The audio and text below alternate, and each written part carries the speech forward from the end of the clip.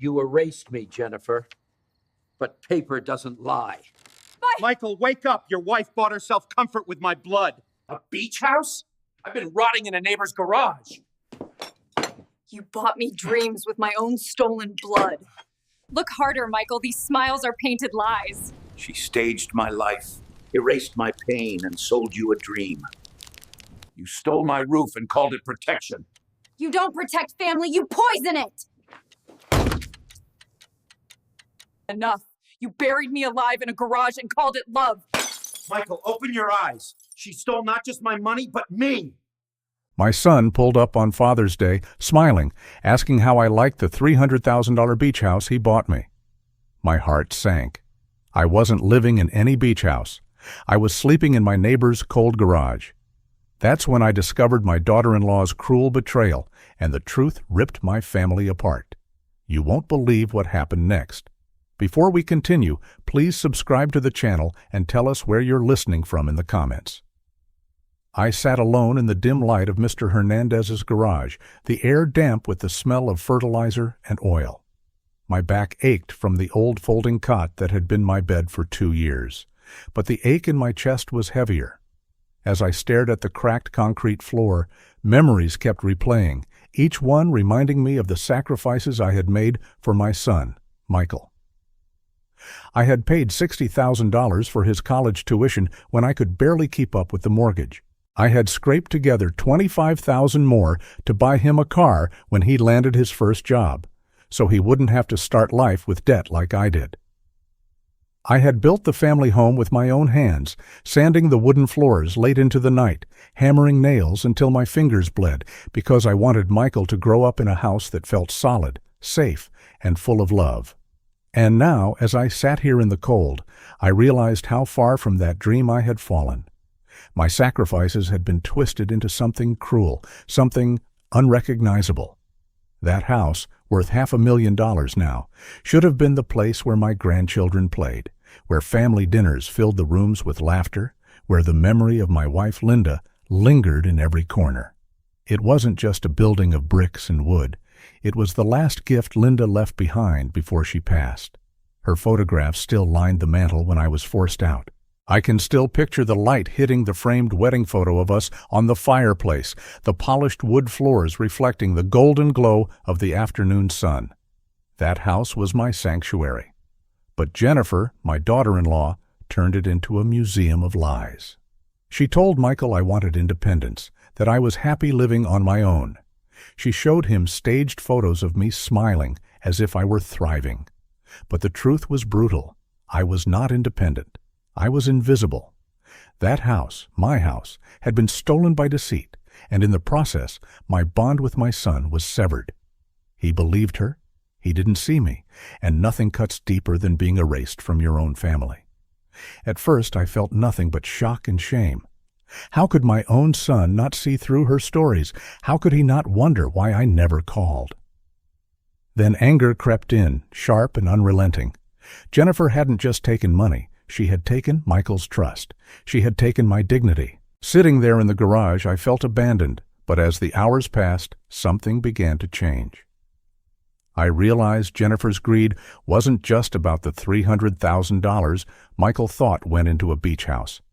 It was about control. She wanted me out of the way. She wanted to cut me from Michael's life entirely. And in that realization, I found a sliver of strength. I thought of Attorney Miller, an old friend from years back, a man who had helped me once when I nearly lost the house during the recession. His voice echoed in my memory. Paper trails don't lie, Frank. They'll always leave a mark. If Jennifer thought her lies erased me, she was wrong. I was still here, and I still had options. The emotions came in waves, heavy enough to drown me if I let them. I felt humiliation, like a man stripped bare in front of strangers. I felt rage, hot and sharp, like fire under the skin. And then the loneliest pain of all, the quiet emptiness of being forgotten by your own child. I picked up Linda's photo frame, the glass cracked in one corner, and whispered into the silence. "Linda, can you see this? I raised our boy. I gave him everything, but now he's blind blinded by the woman he married. Tell me, what should I do? My voice broke, but in that moment I felt her presence, not in words, but in the calm that settled after I spoke. It was as if she reminded me that I wasn't powerless, that the man who built floors, who carried bricks, who worked 2 jobs to send his son to college, was still inside me. Betrayal could wound me, but it could not finish me. Later that night, my hands trembling, I opened the drawer of the old desk I kept in the garage.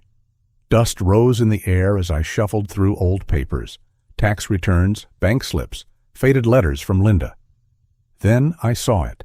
An envelope, yellow with age but still sealed tight. My life insurance policy.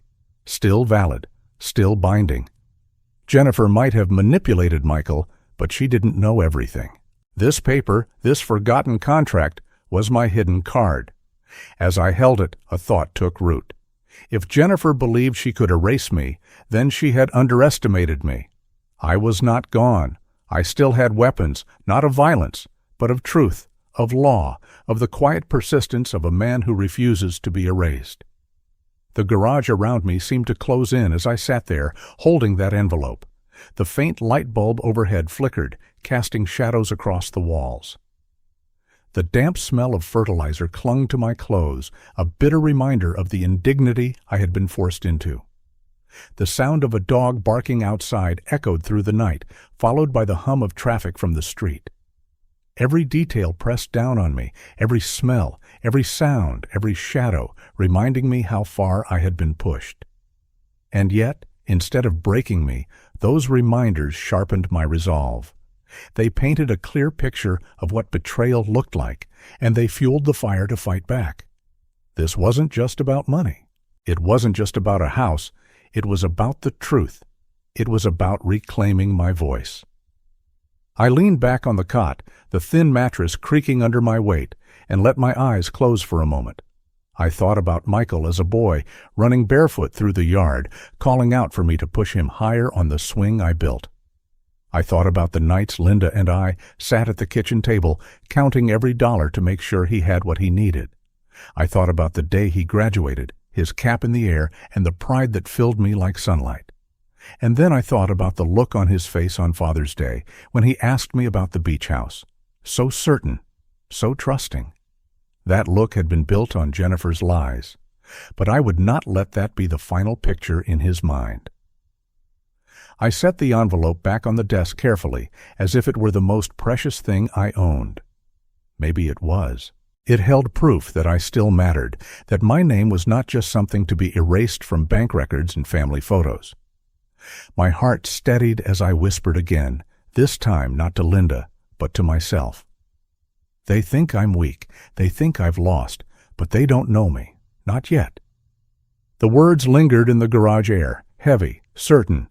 This was not the end. It was the beginning of something I had never planned for, but was now fully prepared to face. And as I sat there, surrounded by the cold walls of a garage that had become both my prison and my refuge, I knew one thing for sure. The betrayal had cut deep. But it had also woken me up. The next move would be mine. If you're still watching and find this story interesting, please comment 1 below to let me know you're here with me. I woke before sunrise in Mr. Hernandez's garage, the bulb over my cot humming like a tired bee. The air was damp and cool, carrying the smell of fertilizer, old grass, and motor oil. I sat up slowly, rubbed my chest, and looked at the manila envelope on the desk. The life insurance policy lay inside, proof that my name still meant something in ink and law. Last night I told myself the truth out loud and heard it ring in that little room. I was done being erased. I was done being quiet. It was time to act.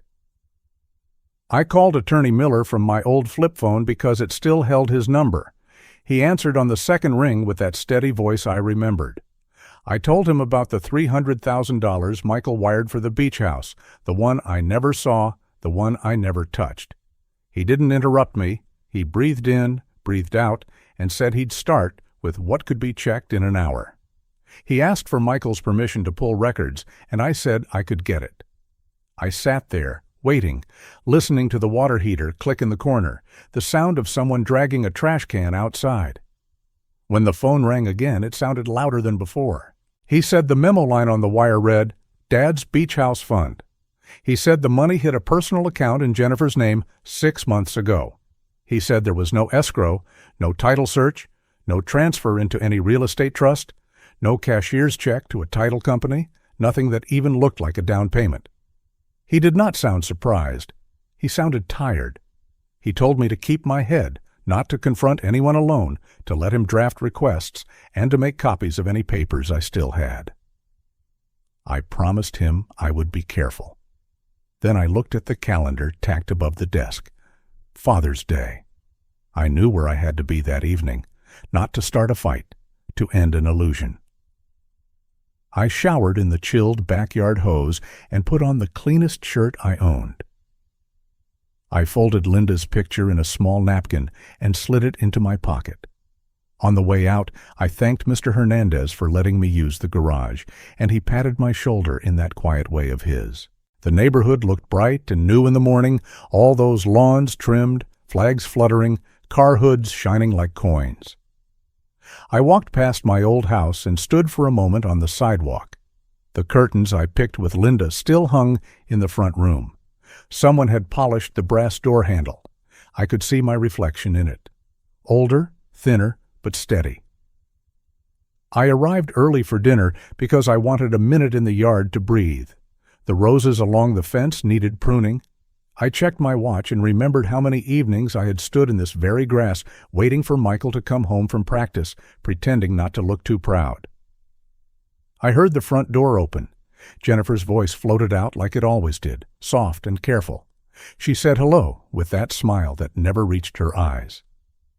She told me Michael would be right down, the roast would be ready in an hour, and wasn't it nice we were all together?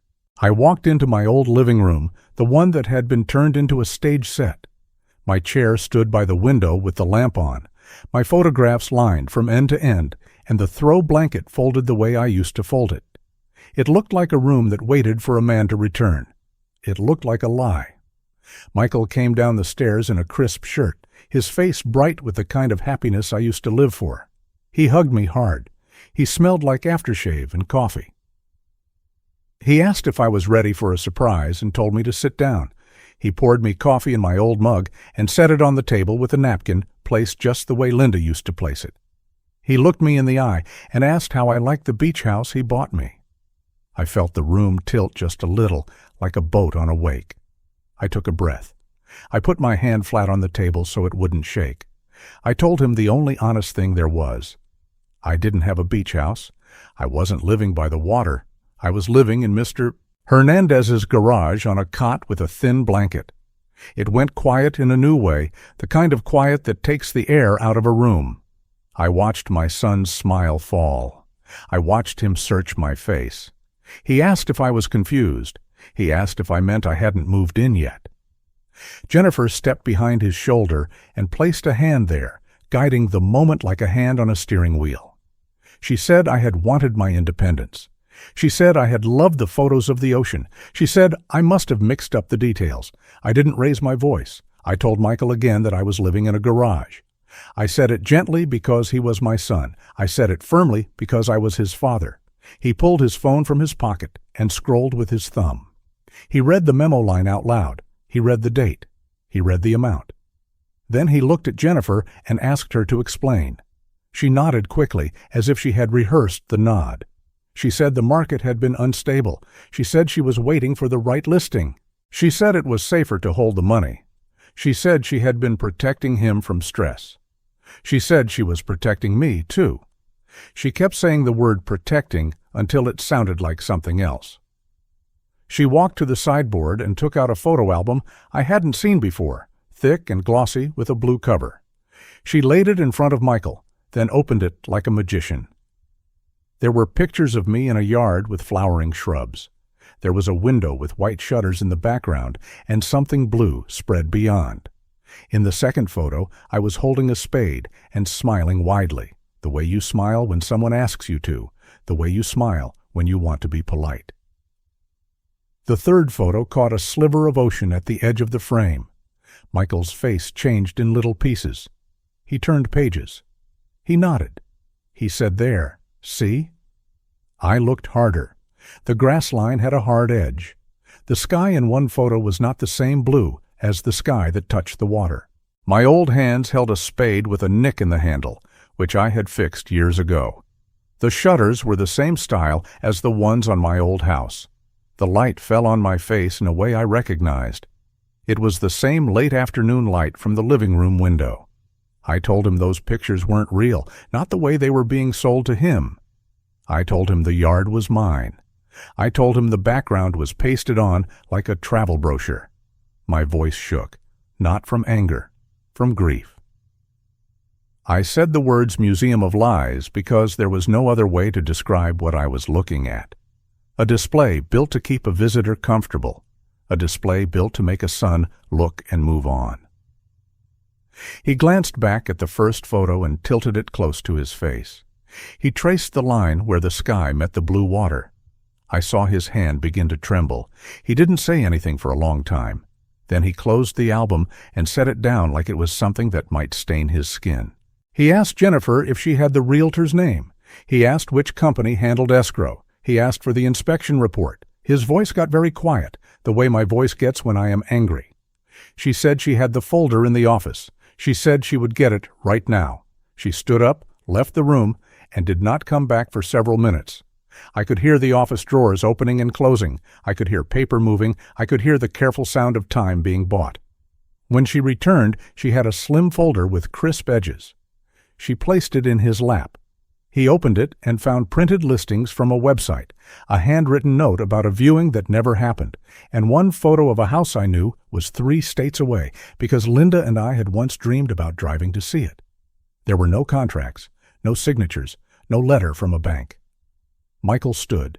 He didn't raise his voice. He asked where the money was. He asked it once. She said investments. He asked again. She said savings. He asked a third time. She said she could explain if he gave her a second. He told her she had had 6 months.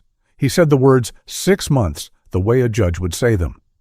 He tapped his phone and pulled up a page I couldn't see. He read from it like it was a list of weather warnings. $25,000 at an upscale department store last month. $15,000 at a spa retreat the month before. Payments to a restaurant LLC with her brother's name in the memo. I watched her face go pale and then pink. I watched her mouth form excuses that fell apart in the air. I watched my son's jaw set in a line I recognized from my own mirror years ago when life tried to push me flat, and I refused. He turned to me and said he had believed he was helping. He said he had wanted me to have salt on the wind and gulls calling in the morning and a porch to drink coffee on. He said he had believed I was okay. What does a father say to a son who says that? I told him I knew he meant well. I told him he had been lied to. I told him I was still here. Jennifer told him he was overreacting. She said the department store purchase was for a fundraiser outfit. She said the spa charges were for stress. She tried to place her hand on his arm again to steer. He stepped away. He asked if she had pictures of the house keys. He asked if she had a single email from a title company. He opened the bank app and requested a full statement. He stood by the window while his phone loaded a document with so many lines it needed a slider. He scrolled. He scrolled. He did not sit down again. I called Attorney Miller from the kitchen, and my voice was steady enough to surprise me. I told him we were together now and had the phone records in hand. He asked if he could send a secure link to upload screenshots. I told him yes. He asked if he should call the bank's legal department. I told him to do it. He said to remind Michael to forward the initial wire confirmation and memo, the one with the phrase, Dad's Beach House Fund. I watched Michael email it across the room with his thumb, fast and hard. Jennifer kept talking while he did. She said she had meant to help me. She said she was protecting our future. She said the market had been too hot to buy. She said many things, and none of them answered the simple question, where did the money go? I walked back into my old living room and stood by my chair. I ran my hand along the armrest I sanded long ago. I remembered the smell of sawdust and lemon oil. My heart did something small and sharp. Then it settled. I said one sentence without looking at her. They think I'm weak, but they're about to learn what a mistake that was. I didn't shout it. I let it sit where it landed, on the wood, on the carpet, in the space between us. Michael asked her to bring every statement she had. He told her this was not a conversation anymore. It wasn't accounting. He told her he was calling the bank. He told her he was calling a lawyer. He told her there would be no more talk about protecting anyone without proof. He told her to go to the office and bring the files now. She did not move. Then she did. I heard drawers again. I heard the sound of a printer spitting out a piece of paper designed to look official. I heard the same careful sound of time being bought. While she was gone, I took a slow walk around the room, my hand trailing along the back of the couch, the edge of the photographs, the cool glass of the framed wedding picture of Linda and me. I could almost feel her fingers slip into mine. I don't know if that was memory or hope. I whispered to her, not loud, not dramatic. I told her I was going to fix this as best I could. I told her I was going to stand up straight. I told her our boy would see us clearly again. Jennifer returned with a second folder, lighter than the first. Michael opened it. He found a printed email draft that had never been sent and a spreadsheet with blank fields. He looked at her. The air in the room changed again, the way it does when a storm decides to stop being polite. He called the bank, introduced himself, and asked to speak to someone who could answer hard questions. He set the phone to speaker and let a calm voice walk him through verification. I listened to my son speak like a man who knew where the truth lived and was willing to walk there. He requested a detailed transaction history for the past 6 months for Jennifer's personal account. He asked specifically for merchant names. He asked for the exact dates of the large withdrawals. He asked for the balance on the day the wire hit. The agent said she would email him a secure document within the hour. He gave his email. He thanked her. He hung up and stood still for a long moment. Then he told Jennifer to sit down. He told her to look at him. He told her the album had been a cruelty, not a kindness. He told her he had trusted her because she was his wife, because he assumed the best, because that is what you do when you love someone. He told her the trust had been spent the way the money had been spent, not carefully, not honestly, not for family, for something else. Dinner burned in the oven, and no one cared. The smell of overcooked roast drifted from the kitchen and stung my nose. Time stretched and thinned and then snapped at the edges. I could feel the old house listening. The floorboards I had laid gave a soft groan, as if remembering weight and footsteps and years of winter light. The lamp beside my chair glowed like a small moon. Outside, a lawn sprinkler clicked and turned, as if the world kept doing its jobs while ours paused. The email from the bank arrived with a chime that sounded too cheerful for what it brought. Michael opened it. He read. He scrolled. He pressed his lips together. He spoke softly, almost like a man reading a list of the dead. Department store, spa resort, private dining club, transfer to a business account matching a restaurant LLC, no payments to any title company, no escrow holds, no real estate disbursements. He looked up and said that to me, then to her. The numbers sat in the room like cold iron. She started to cry then, not quiet tears. Words poured with them. She said she had been overwhelmed. She said I had been sick and stubborn. She said she was trying to keep the house running, keep his career from wobbling during the merger, keep me from dragging everyone down. She said the spa was for her anxiety. She said the clothes were for functions. She said the restaurant was a good investment. She said she would pay it all back when the time was right. She said the $300,000 was not lost, only relocated. She said so many things that the words turned into one long sound. My hands were steady. My breathing was slow. A strange calm filled me, the kind you get when a job is hard but clear. I told her the money had been given for a roof over my head at the ocean. I told her not to use the word relocated about a promise that kept a man warm. I told her I would not raise my voice because I didn't need to. Paper speaks louder than anger. Records speak louder than excuses. I told her there would be more paper by morning. Michael told her he was moving me back into my house that night. He said it like a door closing. He told her he would sleep on the couch if he had to. He told her we would speak to lawyers in the morning. He told her to leave my chair alone. She said it was everyone's chair. He shook his head once. When the room finally emptied of words, I walked to the sideboard where the album lay. I opened it to the second page and looked at my own smile. I touched the edge of the photograph and felt nothing. I closed the cover gently, like you close the lid on a box you're done with. I turned to Michael and told him I needed 10 minutes in the office. I took the folders, sat at the desk where my bills used to be paid, and texted the documents to Attorney Miller. He replied with a brief message that felt like a hand on my back. He told me he would draft a preservation letter to the bank and to the restaurant's managing agent. He told me to gather any mail with my name on it that had landed here by mistake. He asked if I was safe. I told him yes. I told him this was my house. I found a stack of envelopes addressed to me, tucked behind a row of cookbooks. Some were junk, some were not. I slid them into my pocket without opening them. I checked the desk drawers and found nothing that mattered except a small metal key with blue tape on it and the word shed written in marker. I didn't need a shed key, but I took it anyway. Habit. Preparation. A man learns to keep what might help. By the time I returned to the living room, the night had deepened and the ruined dinner had been turned off. Jennifer sat rigid, eyes rimmed red, hands knotted in her lap.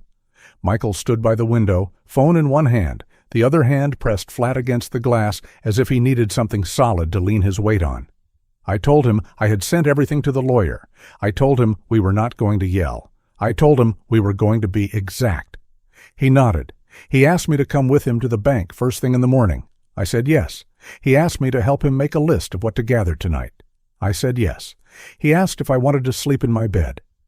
I looked down at my shoes. I thought about the years. I said yes.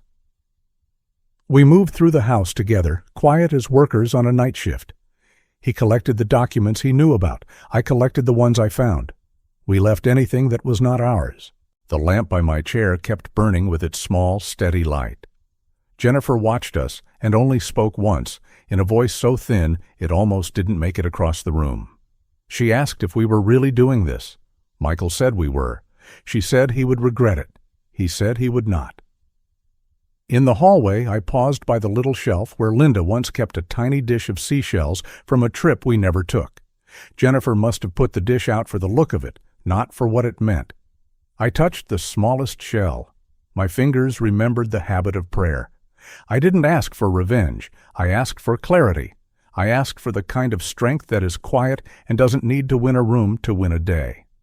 When we were done, I sat one last time in my chair. Michael sat on the couch across from me and leaned forward with his elbows on his knees. He said he was sorry in 100 small ways without saying the word every time. He said he should have checked sooner. He said he should have come by at night without calling. He said a son should not need proof to know his father's life. I told him I was here. I told him we would fix what we could and accept what we couldn't. I told him he was a good man who had been lied to. He swallowed hard and nodded. My phone buzzed. It was a message from Attorney Miller. He confirmed the bank had flagged the account and that any large transfers would be held for review.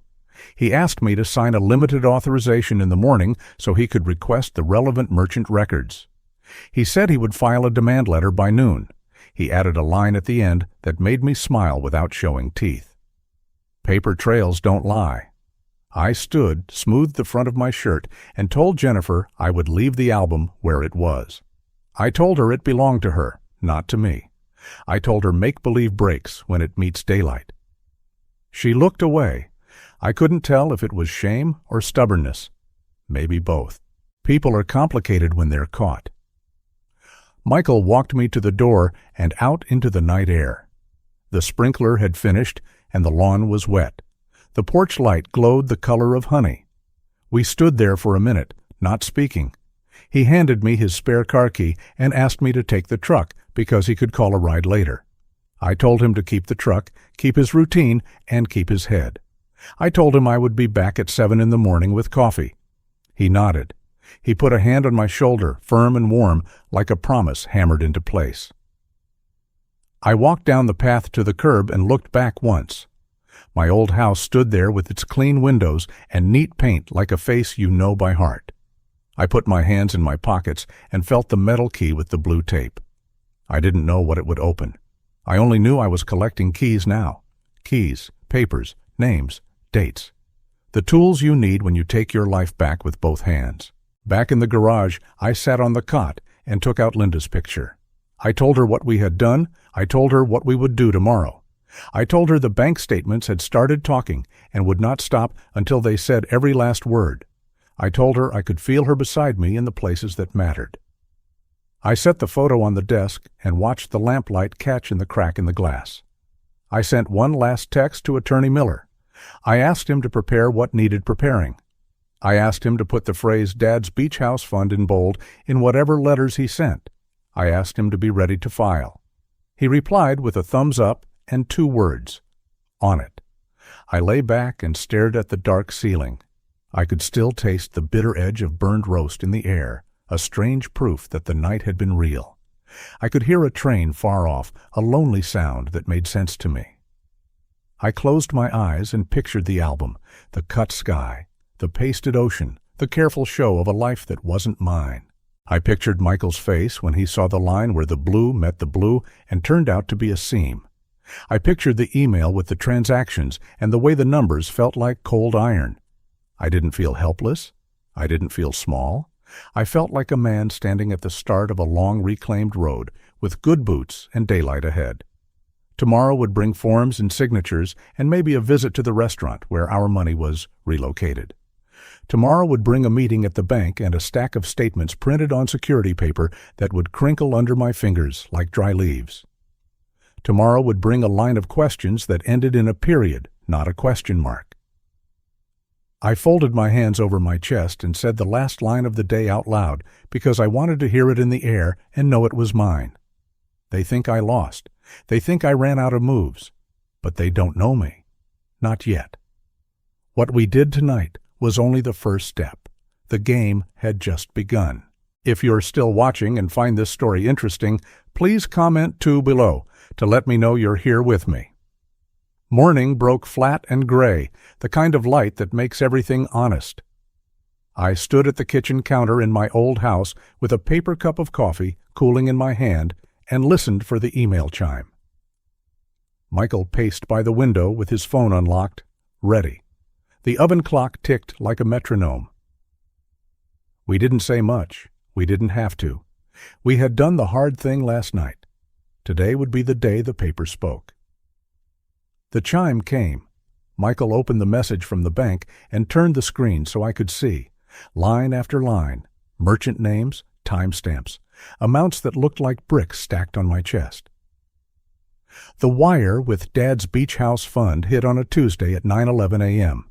The balance jumped by $300,000. 48 hours later, large transfers began. $25,000 at a department store with marble floors and bright lights. $15,000 at a resort where the robes are heavier than blankets. Payments to a private dining club. A series of transfers to a restaurant LLC that had her brother's name in the memo. Not a single hold for escrow. Nothing to a title company. No appraisal fee. No inspection. Not one step toward a roof by the sea. Michael's jaw worked as he read. He pressed his thumb against the edge of the phone so hard the skin went white. "We're done talking," he said quietly. Not to me. To the room. To the air that held years of holidays and small kindnesses and 1,000 little promises people make when they say family and mean forever. He called Attorney Miller on speaker. The lawyer's voice came calm, steady, like a clean line drawn across a messy page. He told Michael to forward the statement. He told him to expect a preservation letter to hit the bank's legal department within the hour. He told us he had drafted a petition for an emergency freeze, along with a complaint for conversion and financial elder abuse. Those words were heavy, but they were the right kind of heavy. Weight you could hold in your hands and put on a clerk's counter. The weight that changed things. By 9, we were in Miller's office, a narrow suite with wood-paneled walls and a window that looked out at a flag whipping in the wind. The carpet smelled faintly of old coffee and printer toner, a smell I have always liked because it means work is being done. He slid papers across the conference table and pointed at the sticky tabs. I signed my name again and again. My hand didn't shake. A limited authorization for records. A petition for an emergency freeze on funds traceable to the $300,000 transfer. A request for Ellis pendants to keep anyone from selling or borrowing against my home. A demand letter to the restaurant asking for accounting on the $100,000 that had landed there like a suitcase at the wrong gate. My name, in ink, over and over. It felt like laying down boards again, one after another, tongue and groove, making a floor you could stand on. Miller read out the key lines as he checked each page. Funds wired by your son for the specific purpose of purchasing housing for you, converted to unrelated personal and business expenses without your knowledge or consent. Misrepresentations made to your son to conceal living conditions and health care needs. He lifted his eyes. This next exhibit matters, he said, and placed a thin stack of papers on the table. It was my hospital discharge from a month before, along with the intake page I had never seen. Under Emergency Contact, Jennifer's name appeared. Next to Family to Notify, a box was checked. Do not disturb, work crisis. There was a shaky copy of the nurse's note. Patient's daughter-in-law requests to handle updates directly. Husband in merger, father prefers privacy. I felt the chair tilt under me. Not from dizziness, from anger that finally had a place to stand. Miller laid a hand near my wrist, not touching, just steadying the air. We will present this, he said, and we will let the judge draw the line that needs drawing. Michael looked like a man who had finally found the words he needed. He took a slow breath and spoke one sentence that wasn't for the record at all. She kept me from my father in a hospital bed. His voice didn't rise. It dropped a little, like a weight finding the floor. We left the office with a neat folder and a plan. The courthouse sat 6 blocks away, red brick and stone, old trees guarding the steps like tired soldiers. Inside, the clerk's counter was high and scarred. The woman behind it wore glasses on a beaded chain and a sweater the color of weathered rope. She stamped what needed stamping and slid the stack back with practical kindness. Judge Collins is taking ex parte matters at 10, she said. 2nd floor, courtroom B. Sit up front if you can. Paper moved.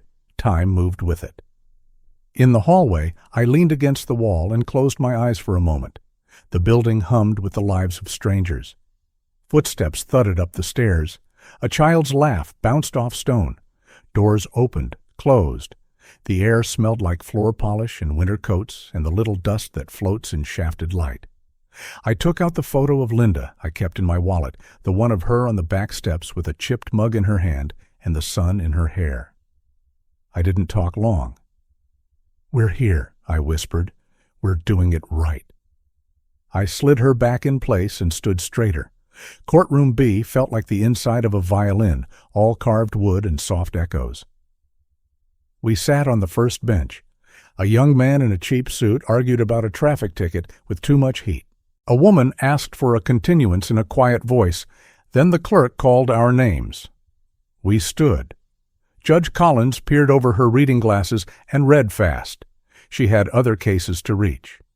Miller approached the lectern and spoke in the careful music of a man who respects the room. He did not use too many words. He did not use too few. He said conversion, elder abuse, risk of dissipation, and immediate need to prevent irreparable harm. He pointed to the exhibits and let the pages talk. He mentioned the intake note from the hospital and did not dwell on it. He didn't need to. The judge's mouth tightened at that line, then smoothed. Opposing party present? She asked. Jennifer was not there. She did not know. Not yet. The judge signed the temporary freeze and the Ellis pendants with quick strokes and gave the papers back to the clerk. Return in 14 days, she said. Serve immediately. If there's a joint account, separate notices. Mr. and Mrs. will have their say then. But the money does not move today. Her gavel barely touched wood. It didn't need to. Authority has a sound even when it is quiet. I don't remember standing in a courtroom much in my life, but I will remember the feeling of that stamp slamming down for as long as I live. It was not a triumph. It was a relief reaching bone, the kind that makes a man breathe different. Outside, under the bare branches, Miller spoke logistics. A process server would deliver the orders. Certified letters would go out to the bank and the restaurant. Copies to Jennifer's email, to the home address, and to any P.O. box found in her name.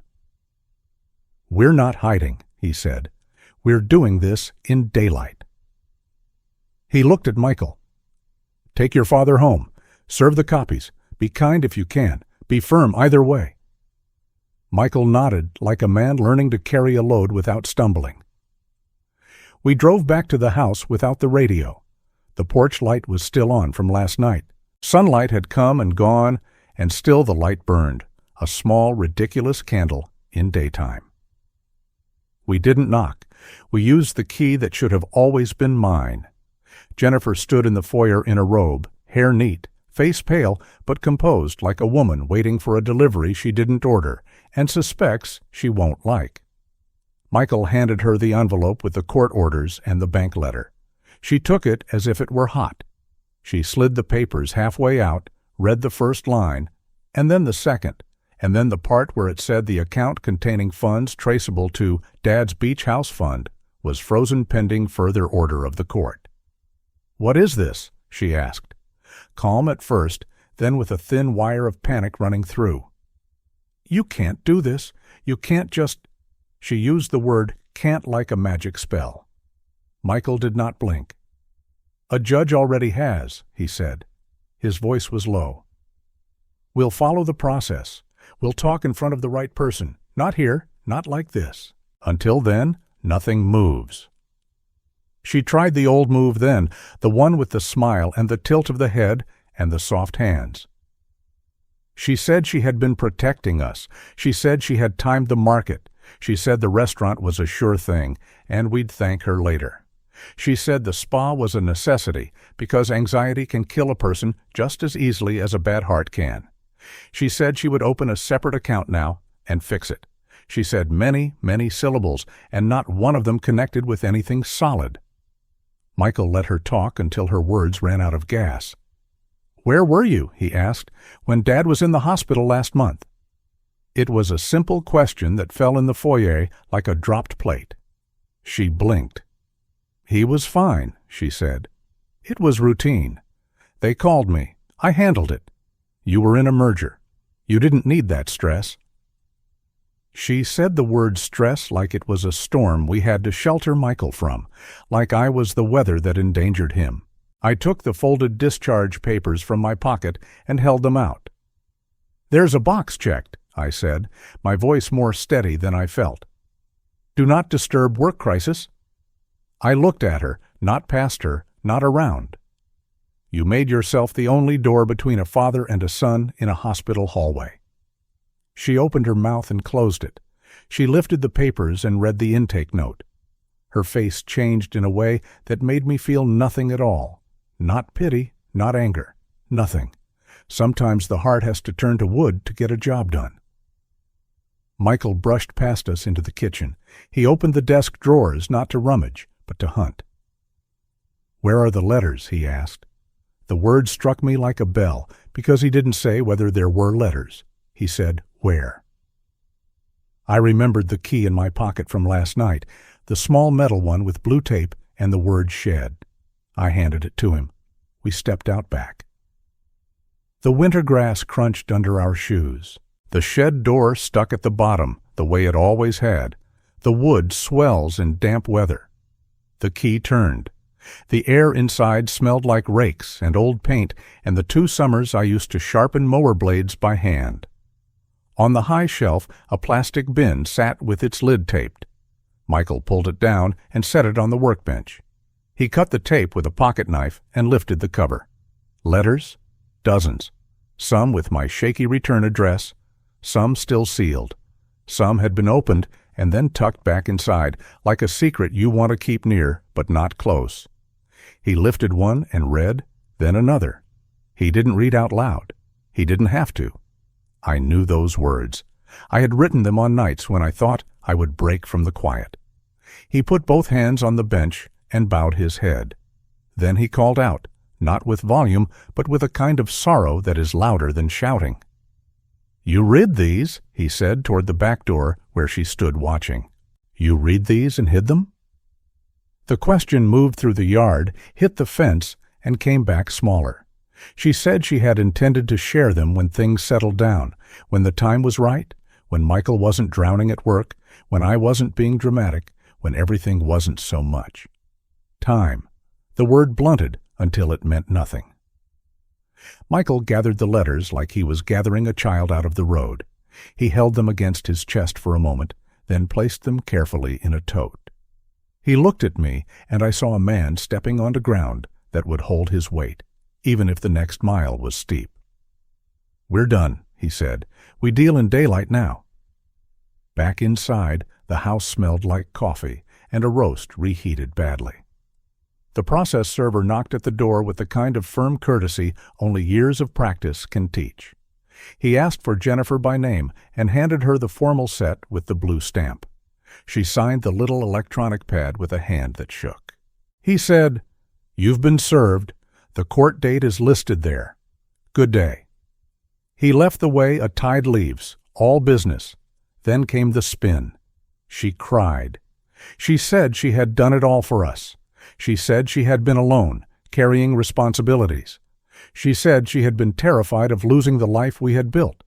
She said if money had to be used, better to grow it in a business than sink it in a house on the water that would get hammered by storms. She said old age was lonely, and men like me tended to cling and drag people under. She said, and here she made the mistake that stripped the last cover off her, that I was old, and how much future did I really have? The sentence hung in the air, ugly and thin. The kind of sentence that will replay in the heads of people who heard it when they wake at 3 a.m. for years. I didn't shout. I didn't curse. I set my coffee down on a coaster I had carved with a fish years ago and looked at her the way a carpenter looks at a cracked beam. Not with hatred, with certainty. "You stole time," I said. "You stole a son's time with his father, and you spent it like mall cash. You stole words I wrote and hid them like junk mail. You stole $300,000 and called it planning." I picked up the court order from the hall table. This is the start of paying it back. My phone buzzed. Miller again. He had filed the Ellis pendants with the county recorder. The house could not be used like a checkbook now. He had notified the restaurant's registered agent. He had sent the hospital intake page to the opposing counsel, whom he anticipated would hire her, and called it what it was. Evidence. He said one more thing. "Tell Michael to check his joint account access. If she tries to move money, the bank will call him. He should answer." Michael nodded when I relayed it. He was already 2 steps ahead, fingers moving, setting alerts, shutting doors that should have never been open. By afternoon, we sat at Miller's conference table again, this time with copies of everything printed on heavy stock. He slid a fresh letter across to me to sign. It was addressed to the bank's senior counsel. The line that mattered most read, "All funds standing in the name of Jennifer, last name, to the extent traceable to the wire of $300,000 dated date, shall be held pursuant to the court's temporary restraining order. Any further transfer or encumbrance may constitute contempt." He had highlighted the number. He had bolted the phrase, "Dad's Beach House Fund," because he said sometimes you underline the truth for people who prefer their truth tidy. Michael added his signature. I added mine. Miller notarized the affidavits for the record. He looked at me and asked, "Do you want a sheriff standby to collect essential items from the house?" I thought of my chair by the window, the photograph of Linda on the mantel, and the tools that made me feel like myself. "I want my life," I said, piece by piece. He nodded and said, "Then let's do it right." He called the sheriff's office. He scheduled a time. He did not rush. He did not drag his feet. He moved like a man who knows that speed matters, but care matters more. We went home with the copies in a neat blue folder. Jennifer wasn't there. A car had come and taken her someplace where someone would tell her she could fix this with a good story and a firm tone. Maybe they would tell her to cry at the right moment. Maybe they would tell her to say family a lot, as if the word itself were a deed. The house was quiet in a new way, not the breath-holding quiet of shock, but the decompression of a lie that has lost air. I carried my chair a few inches to the left and put my hand on the wood. The grain felt like it always had, smooth as a river stone. I took Linda's photo from the mantel and wiped the glass with the edge of my shirt. The crack caught the light and turned it into a tiny lightning bolt. I set the picture on the table at my elbow. I poured coffee into my old mug and sat. Michael stood in the doorway and watched me, then sat on the couch with his hands folded like a man in church. We didn't say much. We didn't have to. The sun slid across the floor like a slow brush. My phone buzzed one more time. Miller again. "We got a confirmation," he said. "The freeze is in place. The restaurant's agent acknowledged receipt. If they move a dime, I'll know. Also," I pulled the hospital's call log. They tried Michael's number once at admission. The call was canceled by the person listed as the contact. That's in the file now. He didn't need to say more. Paper trails don't lie. Evening came early, the way it does when your mind is tired. I stepped onto the porch and breathed the cool air. Down the block, a kid wobbled on a new bike, while a father jogged beside him, one hand ready to catch the seat if it swerved. Life was still happening in simple ways, all over, even on a day like this. Michael joined me. He said he didn't know what the next 2 weeks would look like, but he knew what the next 2 hours would. We would eat something that wasn't burnt. We would make a list of what to pack for a possible sheriff's standby. We would sleep. I said that sounded like a plan made by a man who had learned something. Inside, I opened the blue folder and signed one more page Miller had tucked in. It was the formal complaint for conversion and financial elder abuse. The last paragraph read like a door closing. Plaintiff seeks full restitution, injunctive relief, costs, and any other relief the court deems just. Just. A small word with a wide back. I set the pen down and looked around the room that had been used as a set and felt the walls shift back into place, as if the house had been waiting for me to sit in that chair and sign my name. Jennifer came home near 9 with a hard look on her face and a manila envelope tucked under her arm. She said her lawyer would be in touch. She said we had embarrassed her with service at the door. She said we were tearing apart the family. She said if we went to court, she would tell the judge I was unstable. She said the hospital note wasn't a big deal. She said I was old, and people my age should be grateful for any care they get. She said a future built on pity isn't much of a future anyway. She said so many things. In the end, she went upstairs and closed a door a little too loudly. I heard her moving in the closet like someone packing or pretending to. I stood very still and let the words pass by like the wind. I looked at Michael. He looked at me. "They think I was weak," I said. "They thought they could control the story because I was quiet and tired and alone. Now the story belongs to the paper and the judge and the truth." He nodded. "They thought you were alone," he said. "You're not." I washed 2 plates. I made a sandwich. I ate half and wrapped the other half for later. I watched the night settle on the yard and thought about the day ahead. Sheriff's standby, bank meeting, maybe a visit to the restaurant, not to make a scene, just to put eyes on a place my roof money had gone to grow someone else's dream. I thought about the letters in the tote and how I would keep them in my workshop once the dust settled, not because I wanted to reread my own hurt, but because I wanted to remember that a quiet voice on paper can save a life if it reaches the right hands in time. Before I went to bed, I took out the life insurance policy and slipped it into the blue folder behind the court orders. It wasn't for today. It might never be used at all. But it was a reminder that not everything about my future sat in someone else's hands. I stood by the window and watched the reflection of my chair, the lamp, and the photo. I whispered to Linda without moving my lips, just enough to feel the words in my chest. We didn't win, not yet, but today we stopped losing. I turned off the lamp and let the room go soft. The house made its small night sounds, wood settling, heat ticking, the faraway sigh of a refrigerator door sealing. I lay down in my bed and pulled the old quilt up to my chin. It smelled like cedar and a little like soap. When I closed my eyes, I could still see the judge's signature, dark and clean, cutting across the page. I could still hear Jennifer using the word future like a weapon and then watching it fail in her hand. They will say tomorrow that it's just money. They will say houses are wood and stone and can be replaced. They will say old men cling to things.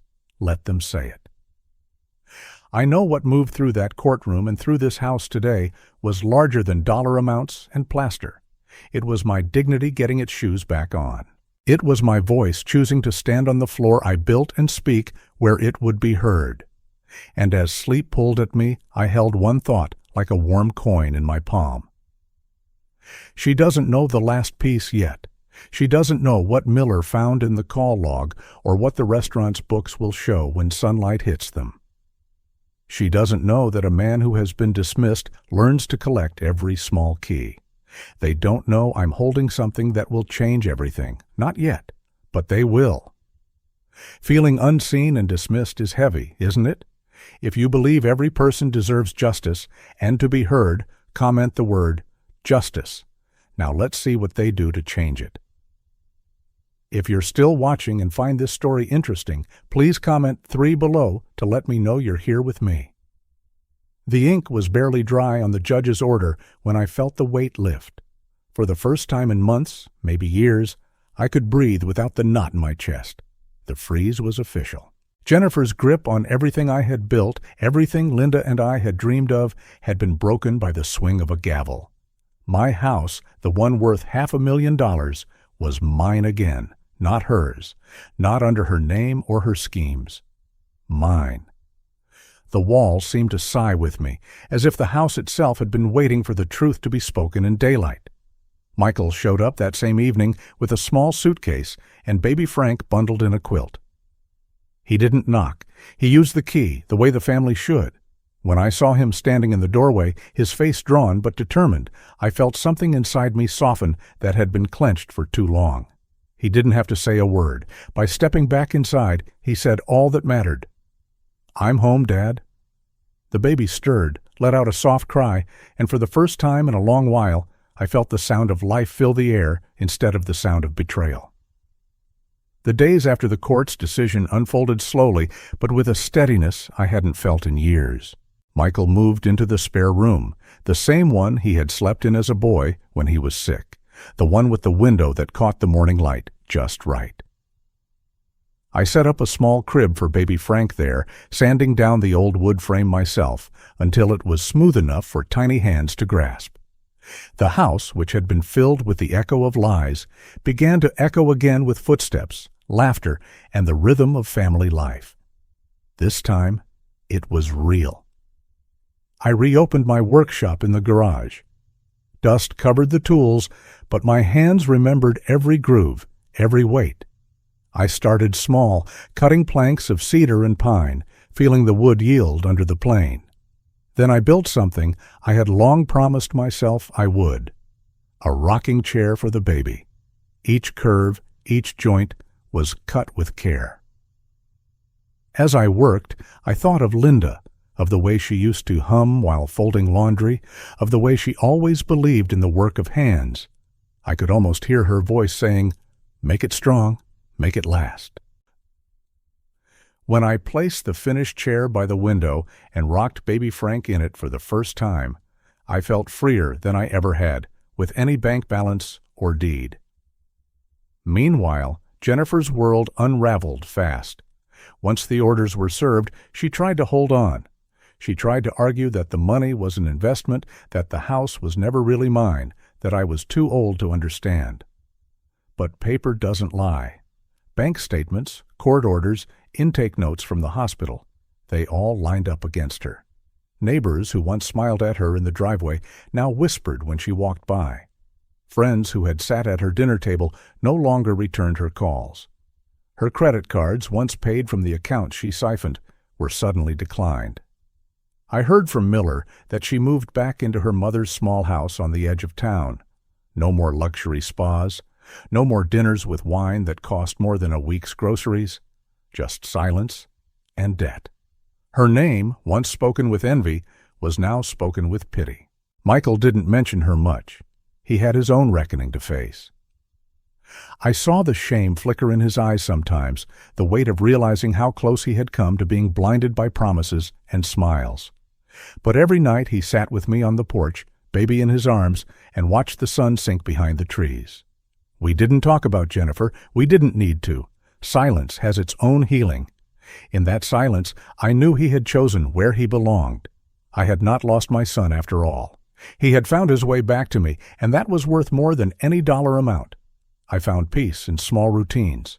Morning coffee in my chipped mug, rocking baby Frank to sleep, carving small toys out of leftover wood. The days were no longer filled with suspicion, with wondering where the money had gone, with feeling unseen in my own house. They were filled with something steadier, softer. Peace, freedom. I could walk through my home without feeling like a guest in it. I could look at the walls and remember love instead of betrayal. I could sleep without the dread that someone was plotting my disappearance into a nursing home. The contrast between my life and Jennifer's grew sharper with each passing week.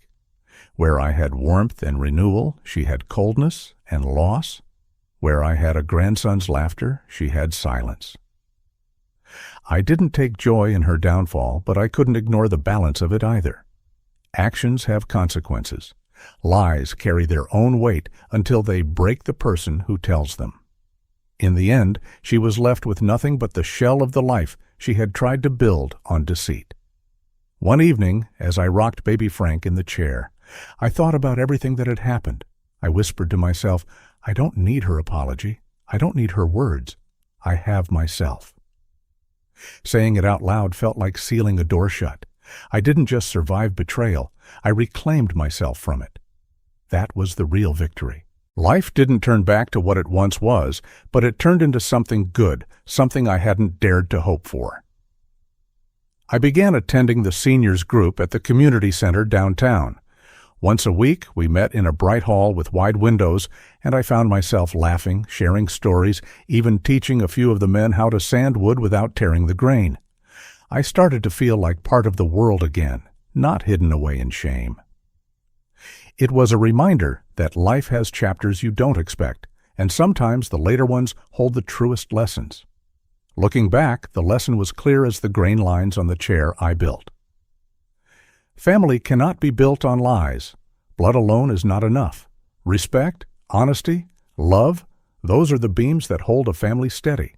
Without them, the whole structure collapses. Jennifer thought she could manipulate her way into a fortune. In the end, she lost everything. I thought I had lost my son, but I gained him back by standing tall. The truth had cost me months of pain, but it gave me years of peace.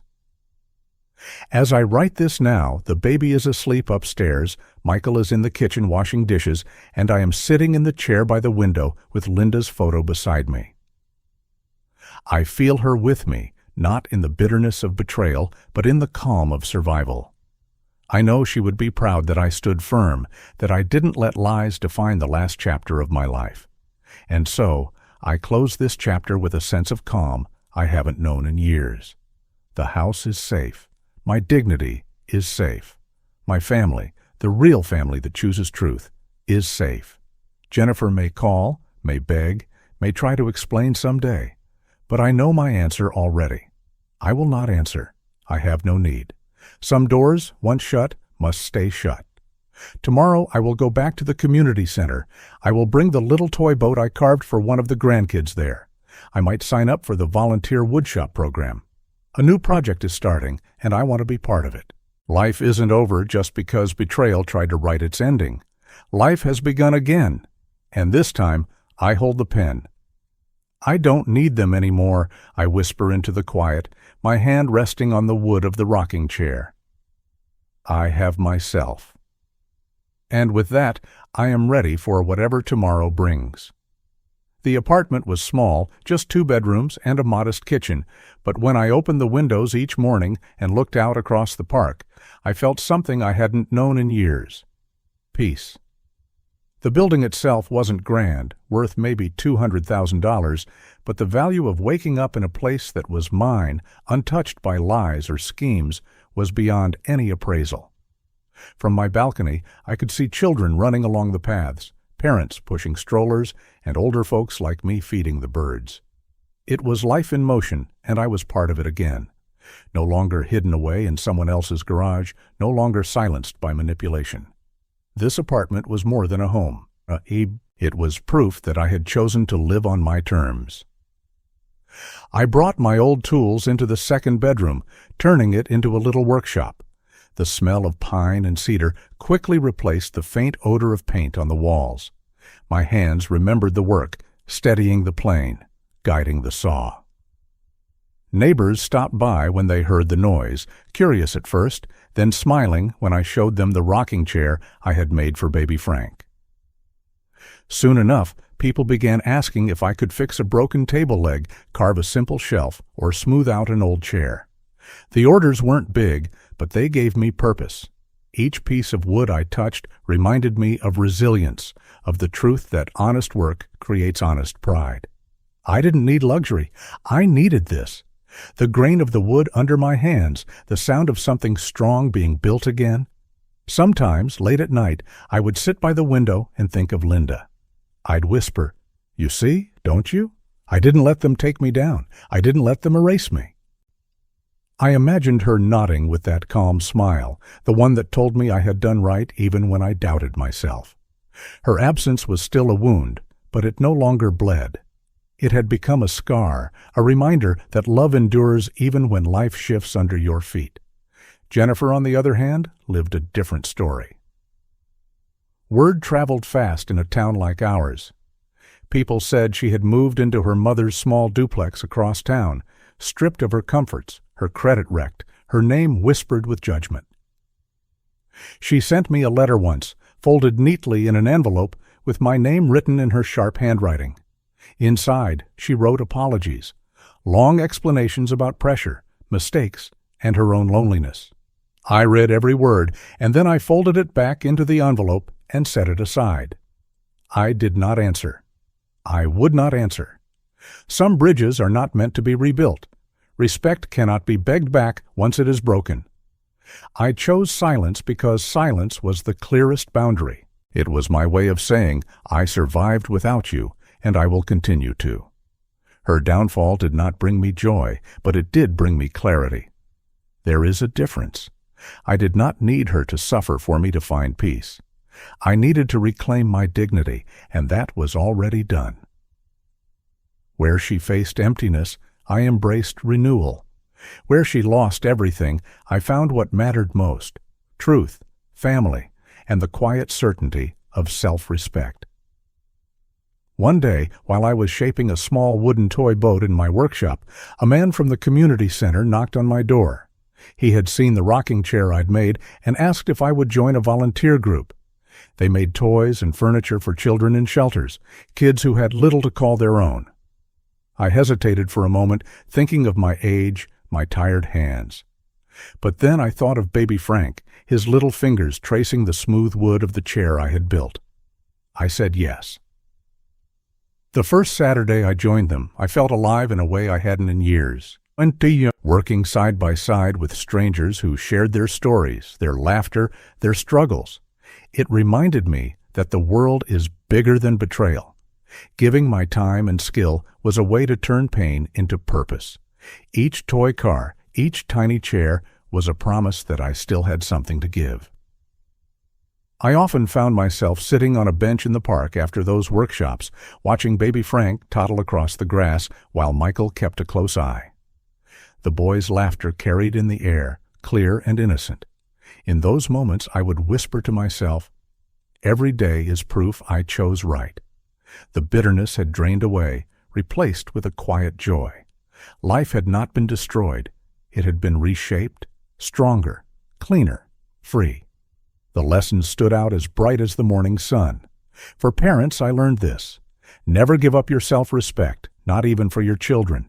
Love them, sacrifice for them, but keep your boundaries strong. If they are blinded by lies, the truth will guide them back one day, but only if you remain standing tall. For children, the lesson is gratitude. Remember who carried you when you were small, who worked 2 jobs to pay your tuition, who gave up comfort so you could dream. Do not let the words of another erase the truth of that love. And for all of us in this modern world, the lesson is that character is the only inheritance worth keeping. Money fades, houses change hands, but integrity is the one asset no one can steal. Sometimes I would glance at the unopened envelope from Jennifer, still tucked away in a drawer. I kept it not out of longing, but as a reminder that forgiveness is not the same as forgetting. A reminder that I do not need her apology to live fully. My life had moved beyond her shadow. I had chosen light, and light was enough. As I close this chapter of my life, I look forward with calm. I have a home that looks out over laughter in the park. I have a workshop where wood becomes memory and hope. I have a son who learned too late but came back to stand beside me. And I have a grandson whose smile makes every scar worth it. That is wealth greater than any sum in the bank. So I say it one last time, as if sealing the truth into the wood grain of the chair beneath me. I don't need their words. I don't need their apologies. I have myself. And that, after all the storms, is more than enough. The story has come to an end. I hope it has brought you valuable lessons and insights. If you enjoyed this content, please like, share, and subscribe to the channel so you won't miss the next video. Goodbye, and see you again.